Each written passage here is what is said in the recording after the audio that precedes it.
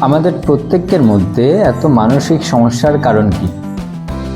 এটা নিয়ে যদি আপনি চিন্তা ভাবনা করে দেখেন, আপনি খুঁজে পাবেন যে যারা বয়স্ক ব্যক্তি তারা সবসময় অতীত নিয়ে চিন্তা ভাবনা করছে। যারা যুবক ব্যক্তি বা ইয়াং ব্যক্তি তারা দেখবেন সবসময় ভবিষ্যৎ নিয়ে চিন্তা ভাবনা করছে। কিন্তু আপনি একটা জিনিস লক্ষ্য করে দেখেছেন কি, বাচ্চারা কিন্তু সবসময় হ্যাপি থাকে। তার কারণ আপনি জানেন? কারণ বাচ্চারা কখনো অতীত নিয়েও চিন্তাভাবনা করে না বা ভবিষ্যৎ নিয়েও চিন্তাভাবনা করে না। তারা সবসময় প্রেজেন্ট লাইফ নিয়ে এনজয় করে, প্রেজেন্ট লাইফটা এনজয় করে। তো আপনি যদি লাইফে হ্যাপি থাকতে চান, আপনি অতীতের কথা বা ভবিষ্যতের কথা চিন্তাভাবনা না করে সবসময় বর্তমান টাইমটাকে এনজয় করার চেষ্টা করুন। দেখবেন যে আপনার লাইফ টোটালি হ্যাপি হয়ে যাবে। তাই বি হ্যাপি।